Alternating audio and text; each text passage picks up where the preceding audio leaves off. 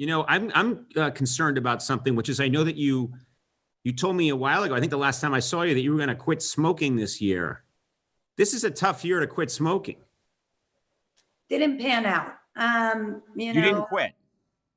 It's not the time. I was reading a few studies that said it sort of protects your lungs to smoke because, from COVID, because I think it toughens them up. No. So I just thought that medically it wasn't the best idea or the best time. Oh, this was that famous Marlboro study that just came out. Well, do you know what I mean? I just was trying to kind of, that's why you took up smoking. Yeah, I took up, like you, I got all excited. I thought I got to toughen up my lungs. So that toughen them up. So I started chain smoking unfiltered cigarettes from the 1930s. Okay, yeah. This is why Robert Mitchum's still alive, as we know. Okay, so he's a well-known survivor, and he's patient zero. So listen, I mean, these are atrocious times, and it's harrowing that we're all living through this as if it's reasonable. I actually think in many ways I've never been happier. There's things I don't miss. I never was interested in going to a brunch with anyone or meeting somebody for coffee. You're not a social person. You're not a very social person. You, as you said, you like to hibernate.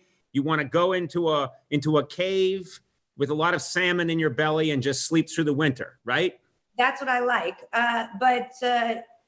But Fred is more active, and that keeps me young. Could you have more rings on right now? Would that be possible? Is there room for more rings? I'm going to level with you. I rarely am at anything other than, T-shirts and panties. Okay. So the idea that I had an opportunity to actually put on all of my rings and that there's no need here for like a full length, you know what I mean? That would give any indication of how lucky I'm really enjoying that everything is just so surreal, Conan. It does it for me. Tell me, what are the things, because you've told me a lot of what you don't like.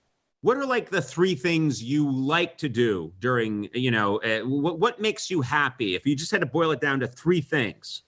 Smoking, swimming, and Zelda. The video game. Yeah. I play that for about, I would say 12 hours a day. I mean, in place of sleep, because I'm a busy person. But I've been, just periodically renting these, shitty houses in the valley that are just, they're bad, but they have a pool. And because, like I'm saying, Fred runs around, but I just moved from, the bed to the balcony, to like, do conference calls and change. It's not a healthy lifestyle. So I've taken to getting these, weird places. And I love to swim because, my joints are not great. And I like to get in the water, move around. You're I read an Obama quote like 7 years ago where he was like, you got to exercise 20 minutes a day. And so I swim and I think about Obama for 20 minutes. And then, I play Zelda for another 7 hours. You know what? It's so funny because you are a young woman. You're a young, vibrant woman, but you're coming across. Only in the boobs. Thank you. What? I said only in the boobs. I got boobs for days. I got boobs like I'm telling you. But you channel this. You do channel this woman who's in her 60s and has a Zabar's bag. Yeah.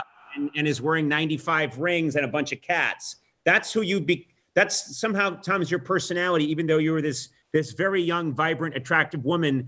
It seems like you can't wait to be an old crazy lady. You just can't wait.